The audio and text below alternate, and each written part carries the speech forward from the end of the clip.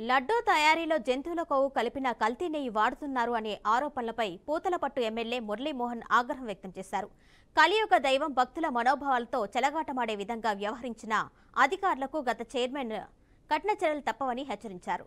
ఇంత భారీ తప్పు చేయడానికి వాళ్లకు మనసు ఎలా వచ్చిందని, పరమ పవిత్రమైన లడ్డూ ప్రసాదాలలో నాసిరకం నెయ్యి, జంతువుల కొవ్వు కలిపిన నెయ్యిని తిరుమలకు తీసుకురావడాన్ని తీవ్రంగా ఖండించారు.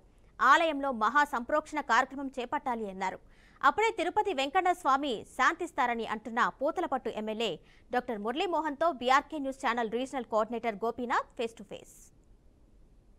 భక్తుల మనోభావాలు దెబ్బతినే విధంగా కూడా శ్రీవారి లడ్డూ ప్రసాదాల్లో అనిమల్ ఫ్యాక్ట్ కలవడం పైన ఇప్పటికే కూడా దేశవ్యాప్తంగానే కాకుండా ప్రపంచవ్యాప్తంగా పెద్ద ఎత్తున చర్చ నడుస్తుంది. మరోవైపు ఇప్పటికే కూడా ఎమ్మెల్యేలు, తిరుపతిలో ఎమ్మెల్యేలు అంటే జిల్లాలో ఉన్నటువంటి ఎమ్మెల్యేలందరూ కూడా ఇప్పటికే కూడా సమావేశం అవడం జరిగింది. దీనిపైన ప్రభుత్వాన్ని కూడా విచారణ కోరేందుకు కూడా సిద్ధమవుతున్నారు. అయితే మనతో పాటు పూతలపట్టు ఎమ్మెల్యే మురళీమోహన్ గారు ఉన్నారు. సార్ చెప్పండి, చాలా దౌర్భాగ్యం.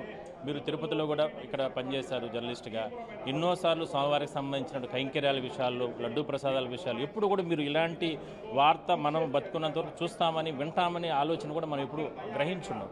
ఏం చెప్తారు ఇవాళ? అసలుకి అంటే చెప్పలేనటువంటి పరిస్థితులు ఉన్నాయి ప్రజలు. చాలా బాధేస్తుంది, చాలా బాధేస్తుంది. లడ్డూలో ఎలాంటి ఒక అపచారం జరుగుతుందని పవిత్రంగా భావించే, కనీసం మాంసం తిన్న నోటితో కూడా ప్రసాదం తినాలంటే భయం. ఆ స్వామి మాంసం తినేసి మళ్ళా తిరుమల లడ్డు వస్తే తినాలంటే భయం. నోరు శుభ్రం చేసుకొని, బ్రష్ చేసుకొని, అవసరమైతే స్నానం చేసుకొని తినే సాంప్రదాయం ఉంది. తిరుమల లడ్డూకి అంత పవిత్రత ఉంది. తిరుమల లడ్డూని ఆ విధంగా భావిస్తారు హిందూ భక్తులు. అలాంటి లడ్డూలో చెప్పకూడని, వినకూడని రిపోర్ట్లు వచ్చాయి. అవి కలిశాయంటే దాన్ని మీరు రాజకీయాలకు మాట్లాడుతున్నారంటే మీది ఒక బతుకులేనా? శ్రీశ్రీ ఎందుకు చెప్పాడు? కుక్కల వల్ల, నక్కల వల్ల, ఈదుల్లో, పందుల్లో, సందుల్లో చెప్పారు కదా. దానికన్నా హీనం. ఇంత దుర్మార్గమా? మీకు దమ్ము ఉంటే విచారణ చెయ్యండి అని చెప్పాలా. మీకు ధైర్యం ఉంటే మేము వస్తాం, ఏమి కావాలో అడగండి అని చెప్పాలా. ఏమయ్యా, టెండర్ ప్రకారం వచ్చింది, L1 వచ్చినోడికి వచ్చింది.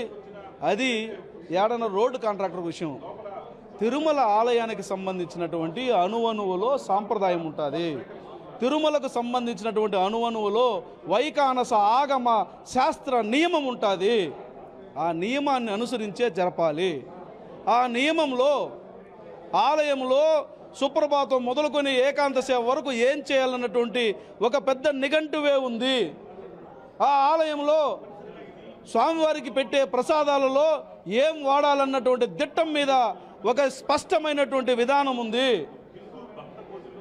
ఆ దిట్టంలో మిరియాలు ఎలా వేయాలి, అదేమది లవంగాలు ఎలా వేయాలి, లేకపోతే ఇంకొకటి ఎలా వేయాలి అన్నటువంటి నిబంధన ఉంది. ఎందుకు లడ్డూల తయారీలో రకరకాల ప్రయోగాలు చేయాలన్నా వాటిని ఎందుకు ఆ రోజు వద్దన్నారు? ఎందుకు వద్దన్నారు? కనీసం ఆలోచన లేదా? ఇది కోట్ల మందికి సంబంధించినటువంటి అంశమే అన్నటువంటి అవగాహన లేదా?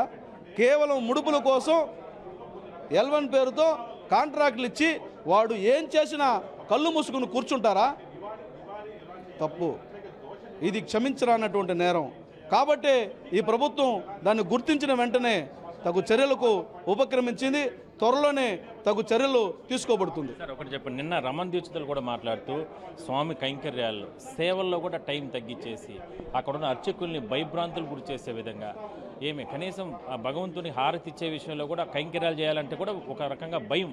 అంటే ధర్మారెడ్డి గారు కావచ్చు, లేదంటే అప్పుడు చైర్మన్ వాళ్ళందరూ పక్కన ఉంటే అలాంటి పరిస్థితి కూడా ఆ స్వేచ్ఛ లేదు.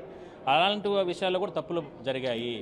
స్వామికి పెట్టే ఆ 10 రకాలు 15 రకాల ప్రసాదాలు కూడా తగ్గించేశారు, క్వాలిటీని తగ్గించారు, అట్ ద సేమ్ టైం సంఖ్యను కూడా తగ్గించేశారు. ఇవన్నీ నేను ప్రశ్నించినందుకే నా పైన కేసులు పెట్టారు, ఈ వాటికి నేను వేధించబడుతున్నానంటూ కూడా ఆయన కూడా మాట్లాడడం జరిగింది. ఒకప్పట్లో ఆయనే గతంలో సపోర్ట్ చేశాడు వీళ్ళకందరికీ కూడా. అలాంటి ఆయన కూడా అంటే కేవలం కైంకర్యాల విషయంలో తప్పులు జరిగాయి కాబట్టి నేను ఇవాళ బయట వచ్చి చెప్తున్నాను, ఆ రోజు నా పైన కూడా కేసులు పెట్టారు అని. ఆయన పాపము చాలా సందర్భాల్లో, కొన్ని వందల సందర్భాల్లో ట్వీట్ల ద్వారా ఆయన అసంతృప్తిని వ్యక్తం చేశాడు. అయ్యా ఆగమాలకు సంబంధించినటువంటి విషయంలో కానీ, ఆలయ సాంప్రదాయాల విషయంలో కానీ, లేదంటే నిత్య కైంకర్యాల విషయంలో కానీ అపచారం జరుగుతోంది. ఇక్కడ చేయాల్సిన వాళ్ళు చేయాల్సినటువంటి విధంలో చేయడానికి అధికారులు ఒత్తిడితో భయపడుతున్నారు. ఇక్కడ రాచరికం ఏలుతున్నారు. వంశపారంపర్య అర్చకులుగా, వంశం తరతరాలుగా మేము ఈ విషయాలు తెలిసిన వ్యక్తులుగా మేము ఆవేదన చెందుతున్నామని బహిరంగ వేదికల మీద కొన్ని వందల ట్వీట్లు చేశాడు. ఈరోజు వచ్చింది కాదు.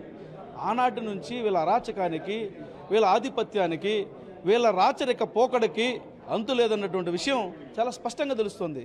మరి ఈనాడు కొత్తగా వచ్చిందేం కాదు కదా, ట్వీట్లు తీస్తే ఉంటుంది కదా. కనీసం అవగాహన లేదా, సిగ్గు లేదా?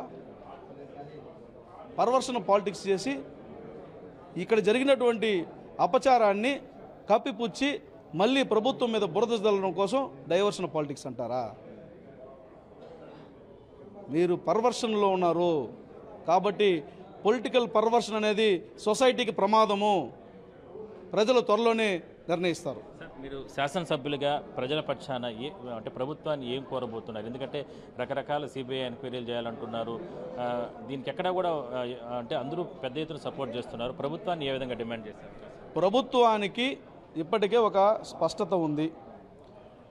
జరిగినటువంటి తప్పును నిర్ధారించుకున్న తర్వాత, నిజ నిర్ధారణ వచ్చిన తర్వాత దీని మీద తదుపరి చర్యలకు ముందుకెళ్తుంది. రాజీ పడే ప్రసక్తి ఉండదు. నేరం చేసినటువంటి వాళ్ళని వదిలిపెట్టే ప్రసక్తి ఉండదు. అది చాలా క్లారిటీ.